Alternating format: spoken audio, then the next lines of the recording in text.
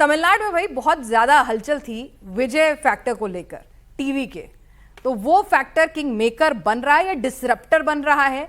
Ground zero से आप हमारे लिए क्या रिपोर्ट लेकर आ रहे हैं? जरा हम नॉर्थ इंडियंस जो हैं, जो हिंदी भाषी हैं, जरा उनको समझाइए तमिलनाडु की पॉलिटिक्स। देखिए पिनास, 6-7 दशकों की राजनीति की अगर हम बात करें तो एक बहुत क्लियर कट वहाँ पर इलेक्शंस के रनडाउन में ही दिख जाता है कि कौन सी पार्टी जो है वो जीत रही है। 2016 में जब जयललिता ने रिपीट किया था तब भी हम वहाँ ग्राउंड पर देख पा रहे थे, लेकिन यकीन मानिए पहली बार ऐसा हो रहा है कि एकदम ऐसा लगता है कि बहुत ज़्यादा मेस्ड अप है सब कुछ, और उसकी वजह जो है सिर्फ विजय है।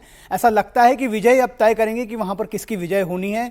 इसकी बड़ी वजह यह है कि 80 जो अर्बन सीटें हैं, 154 रूरल सीटें हैं और 80 अर्बन सीटें, 80 अर्बन सीटों में कमाल का परफॉर्मेंस जो है वो देखने को मिला। रूरल में क्या हुआ है इसका डाटा मैंने सैकड़ों लोगों से बात की तमिलनाडु में, जो लोकल पोलस्टर्स हैं, वहाँ के जर्नलिस्ट हैं, जो यहाँ से जाकर जिन्होंने वहाँ पर सैंपल इकट्ठा किए, किसी के पास भी रूरल का वो डाटा जो है वो क्लियरली मिल नहीं पा रहा। तो वो 154 सीटें किस तरफ स्विंग कर रही हैं उसका अंदाज़ा अभी तक शायद किसी को नहीं है, और वही कल नतीजों में रिफ्लेक्ट होगा। लेकिन इतना हम दावे के साथ कह सकते हैं कि 80 सीटों में से कम 60 सीटों पर वो बहुत ज़बरदस्त परफॉर्मेंस कर रहे हैं, और उन 60 सीटों में ज़्यादातर सीटें जो है वो पिछले चुनाव की अगर हम बात कर लें तो वो डीएमके के पास थी। चेन्नई के आसपास के जो रीजन है वहां की बात कर लें, कोयम्बटूर की बात कर लें, त्रिची की बात कर लें, सेलम एक ऐसा शहर है जहां पर 10 की 10 सीटें जो है वो एआईडीएमके ने जीती थी, लेकिन वहां पर भी एक बहुत बड़े लेवल का अर्बन पेनिट्रेशन जिसको हम कह सकते हैं वो देखने को मिल रहा है। विजय, विसिल और टीवी के, हम इस बात को लगातार कह रहे हैं, ये तीन चीजें जो है, विजय एज एन एक्टर,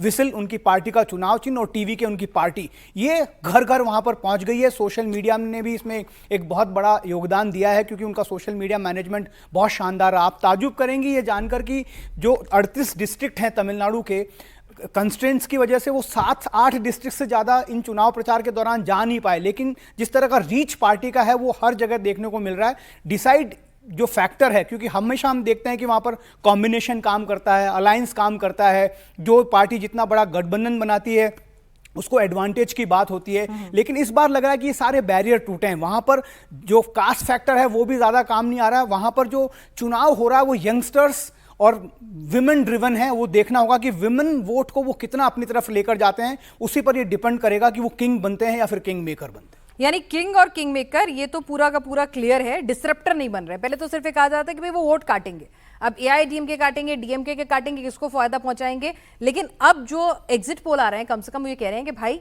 ये बंदा जो है वो सिर्फ हवा नहीं बना रहा है, सीटें भी निकाल के ला रहा है। कई तो 63 दे रहे हैं, एक्सेस माई इंडिया तो बिल्कुल उनकी सरकार बनवा दे रहा है, और कुछ जो है वो 4 से 10 दे रहे हैं। भाई वेरिएशन इतना एक्सट्रीम, क्योंकि वो फर्स्ट टाइमर है पिनास। हमको ये भी समझना होगा कि जब फर्स्ट टाइमर कोई पार्टी एंट्री करती है तो उस वक्त उसको गेज करना किसी के लिए भी उतना आसान नहीं होता, और ये डिफिकल्टी वहाँ पर जर्नलिस्ट में भी देखी गई। जितने भी सीनियर जर्नलिस्ट हैं, तमाम लोग जहाँ पर वो, चाहे वो पार्टी के नेता हैं, उनसे हम बात कर लें, कोई भी ये कह रहे हैं कि सबको ये लग रहा है कि विजय कुछ कर रहे हैं। जो लोग 6 महीना पहले ये कह रहे थे कि विजय एक फिल्म स्टार हैं, उनका स्टारडम है, अचानक वो सड़कों पर निकले, इसलिए लोग जो हैं उनको देखने के लिए उमड़ रहे हैं। भीड़ को इससे ज़्यादा और इसका आंकलन नहीं होना चाहिए। लेकिन जिस दिन हम वहाँ पर चेन्नई में पोलिंग के दिन थे, हमने बूथ पर देखा कि लोग वोकली, चेन्नई में तो बहुत, आप बिलीव नहीं करेंगे, इंस्टाग्राम पर पोस्ट कर कर बता रहे थे कि हमने विसिल को वोट किया। तो ये जो पहला एक बना था कि सिर्फ माहौल है, स्टारडम है, उसके अलावा कुछ नहीं है, लेकिन वो पोलिंग के दौरान, पोलिंग के दिन वो दिखा। बात ही हो रही थी कि उनका स्ट्रक्चर बहुत कमजोर है, ऑर्गेनाइजेशनल स्ट्रेंथ नहीं है, बूथ पर लोगों को कैसे लेकर आएंगे। वॉलंटियर हमने देखे जो विजय के लिए, विजय की पार्टी के लिए लोगों को लेकर आ रहे थे, बूथ तक पहुंचा रहे थे। तो ये सिर्फ अर्बन एरियाज में हुआ है कि रूरल एरियाज में भी हुआ है, ये बहुत देखने वाली बात होगी। क्योंकि यहां पर देखिए, जो डिस्टरप्टर की बात जहां कर रहे हैं, ये बहुत हद तक सही लग रहा है कि दोनों ही पार्टी इससे डिस्टर्ब हो रही है, चाहे वो डीएमके हो चाहे एआईडीएमके हो। लगता है कि एक तरह से वर्टिकल स्प्लिट जो है दोनों ही पार्टी में विजय करते हुए नजर आ रहे हैं, जिस तरह के फीडबैक हमें वहां से उनके नेताओं से भी मिल रहा है। लेकिन किसको ज्यादा डैमेज कर रहे हैं, अगर हम अर्थमेटिकली बात करें तो अर्बन पेनिट्रेशन बहुत ज्यादा है, इसलिए लगता है कि डीएमके ज्यादा डिस्टर्ब्ड है। लेकिन एआईडीएमके के बारे में हमें यह बताना होगा कि उनका संगठन जो है वो इतना ज्यादा मजबूत नहीं है, नेता की कमी है। जो एक इमेज जिसको हमेशा वहां पर एक बहुत बड़ी वजह मानी जाती है किसी भी चुनाव के जीतने हारने के लिए, वो एक इमेज जो है वो एडप्पाडी पळनिस्वामी उतने मजबूत तरीके से उसको रख नहीं पाए हैं। जयललिता के बाद एक बड़ा वैक्यूम वहां पर नजर आ रहा है, तो ऐसे में विजय जो है उस जगह को फिल करते हुए फिलहाल नजर आ रहा है। हर्षवर्धन जी, विजय एक ऐसा फिनोमेना जिसको लेकर सबने जिसे कहते हैं ना, कांग्रेस हो, एआईडीएमके हो, सबने उन्हें अपनी तरफ रिझाने की पूरी कोशिश की, बड़े बड़े प्रलोभन उनको दिए गए, पर उन्होंने कहा मैं तो एकला चलूंगा। तो एकला चलो की नीति लग रहा है उनको किंग मेकर बना ही देगी, कम से कम एग्जिट पोल तो ऐसा ही कह रहे हैं। और एक्सिस में इंडिया तो किंग भी बना सकती है। नहीं, मुझे लगता है कि जब वहां से आकर और राघवन नहीं बता पा रहे हैं तो हम दिल्ली से बैठकर तमिलनाडु को कितना देखेंगे। और मेरी अपनी समझ तमिलनाडु को लेकर बड़ी कंफ्यूजन वाली रहती है, क्योंकि वो anti Hindu, anti Hindi, anti ब्राह्मण, एंटी नॉर्थ इंडियन पॉलिटिक्स का रहा। लेकिन मेरा एक जो पॉलिटिकल ऑब्जर्वर होने के नाते एक मेरी थियरी है, और मैं विजय को नहीं जानता हूं कि वो कितना वहां कर रहे हैं। मेरी ये थियरी है कि कोई भी एक तरह की राजनीति वो कितने दशक तक चलेगी। जो 67 के बाद से वहां एक द्रविडियन पॉलिटिक्स शुरू हुई, वो पॉलिटिक्स उसका उतार का समय है। अब मुझे ये लग रहा था कि शायद एडीएमके स्ट्रांग होगी तो जो भारतीय जनता पार्टी जो राजनीति करती वो भी कहीं दिखेगी।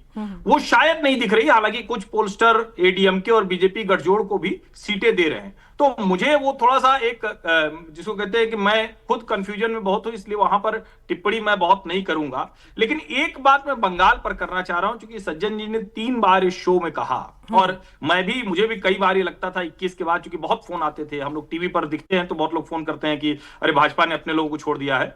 भारतीय जनता पार्टी ने अपने एक भी वर्कर को छोड़ा नहीं। और जो सज्जन जी कह रहे थे कि 3 महीने का चुनाव है, ये 3 महीने का चुनाव नहीं है। 2021 में जिस तरह से भाजपा कार्यकर्ताओं को भागकर धुबरी जाना पड़ा था, भाजपा हिंसा को अवॉइड कर रही थी। ये उसकी मतलब जिसको ये जानना इसलिए जरूरी है क्योंकि ये टीवी पर खूब चर्चा होती है।